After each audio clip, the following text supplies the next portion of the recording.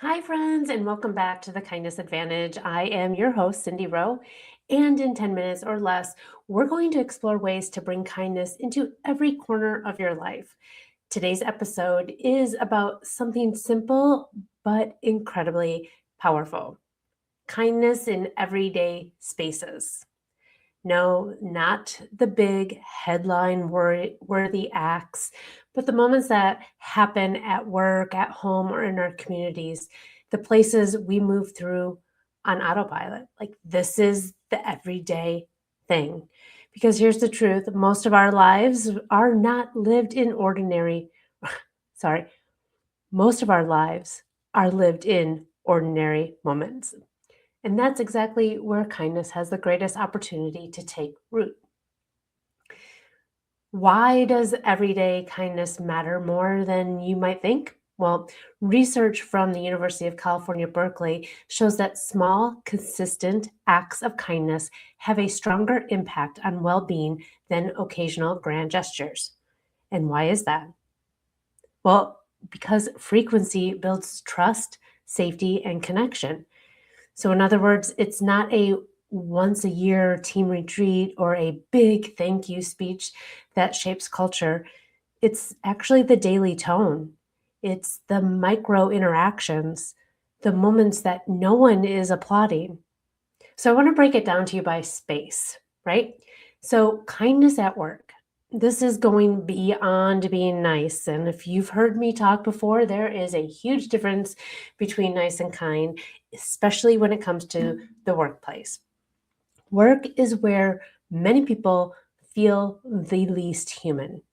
There's deadlines and pressure, hierarchy, and stress that can strip away empathy very quickly. And let's be honest, most of us, we are wearing multiple hats, and there's deadlines and there's extra stress that we haven't experienced our entire careers. Like, the way it is now is almost to the extreme.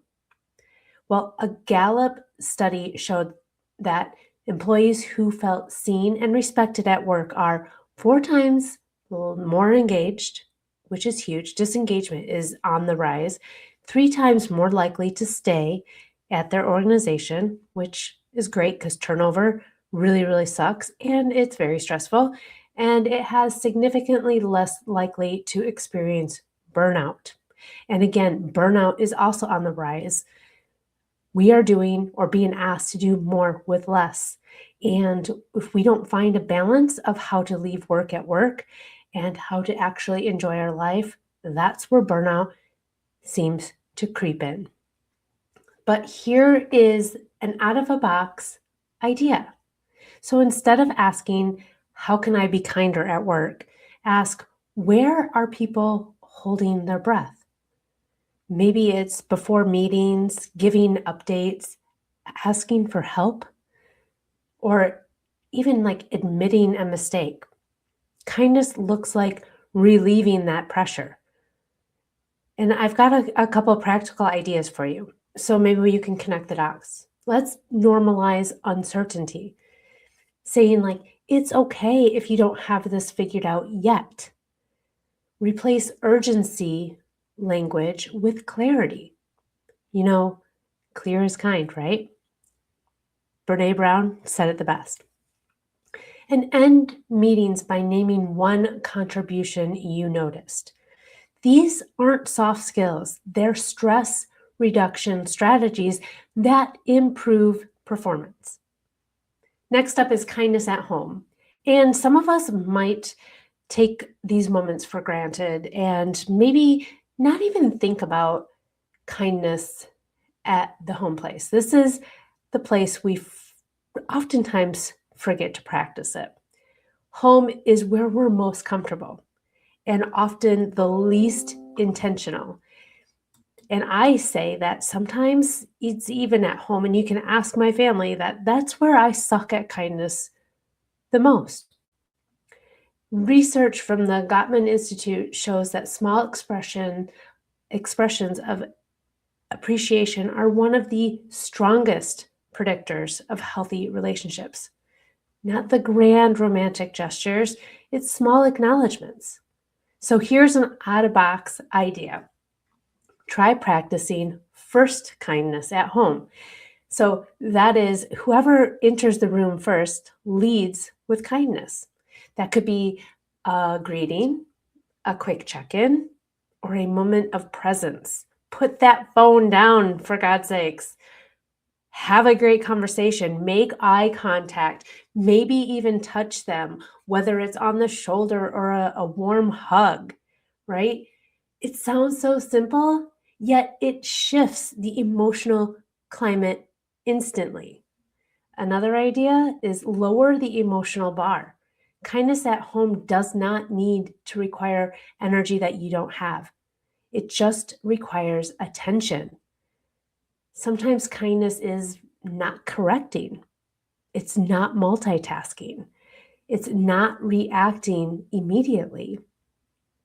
I hope by hearing this message that maybe you think a little bit differently about how you approach kindness at home. And finally, the other place is in the community, kindness in the community where you are dealing with strangers. And community spaces are honestly where kindness feels the most risky. You don't know people and you don't know how they're going to respond. And if you are an introvert, that feels very strange and creepy and very uncomfortable to you. But there's simple ways, and follow me for all those ways. On social, I share many different things, but here's something powerful that I found. A study published by the Journal of Experimental Psychology found that people consistently underestimate how much a small, kind gesture means to a stranger. We assume that, well, they don't care, or it's going to be awkward, or doesn't matter. But the data shows otherwise. And I will tell you, I am a firm believer of kindness out in public with strangers because I've received it and it makes me feel incredible when I'm seen or recognized in public from somebody I have no idea who they are, right? So here's some out-of-box ideas. Make eye contact and nod instead of looking away. I share this all the time. I am in the airport a lot and I love smiling at people. And it's rare that I get a smile back. But when we do, we usually make eye contact. And it's like this quick millisecond, I swear, warmness in your heart. A neutral, kind phrase like, hope your day goes smoothly. Again, at the airport, I always say to the gate attendant or whomever is on the plane, the flight attendant, the gate attendant, and I just thank them, and I hope you have a wonderful day. Not everybody does that because they're in a hurry, right? It's those micro moments, I swear. Letting someone merge without signaling annoyance, right? Why do y'all have to be in a hurry? Is that one car going in front of you really going to make a difference in your arrival? Most likely not. And thanking someone who doesn't expect it. I love doing this. I was at the grocery store not too long ago, and it was a younger kid, I would say maybe 16, 17, 18-ish, and he was gathering carts from the parking lot.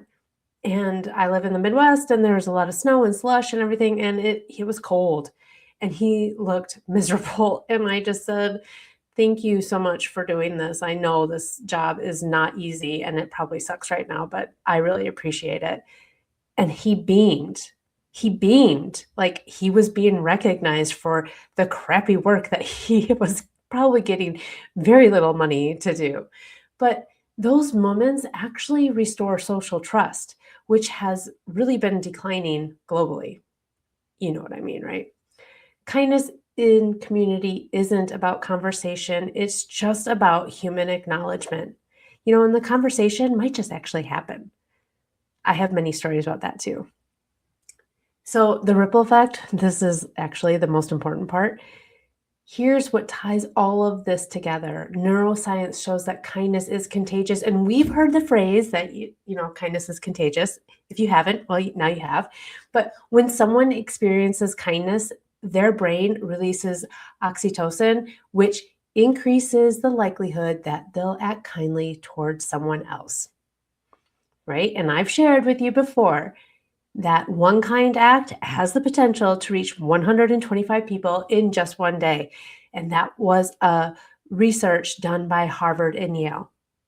It's incredible. That it actually blows my mind every time I say it. Kindness is powerful. So one kind act does not end with you. It moves. It has that ripple effect. That's how cultures change, not through mandates, but through modeling, right? What kind of actions do you want replicated? Okay, so here is a reframe that changes everything. Instead of asking, how can I be kinder? Try asking, what would make this moment feel more human? That question works everywhere. In a meeting, at the dinner table, in the line at the store, especially in the line at the store. Humanity is the through line. We don't need more performative kindness. We need embedded kindness. I said it, embedded kindness. You need to be inspired to take action. You need to be intentional about it. The kind that lives in how we speak, how we pause, how we acknowledge, and how we respond under pressure. Because when kindness becomes ordinary, it actually becomes very, very powerful. And you know, I love a good challenge and I like to give you one every week. So here it is. Choose one everyday space. That could be at home, at work, or just in your community, and practice intentional kindness for 7 days. That's right. The next time you hear my voice, I want you to practice it daily. Don't overthink it. Just notice the moments where kindness could actually soften the experience. So if this episode resonated with you, please share it with a friend who might appreciate a reminder that small moments matter, or make sure you are subscribed. Yes, subscribe to my channel and the podcast so you don't miss what's coming next. And I would be grateful if you would leave me a 5-star review so that more people can see what I'm sharing. I really appreciate you being here and reminding you that kindness belongs everywhere, because together we create waves of change through kindness.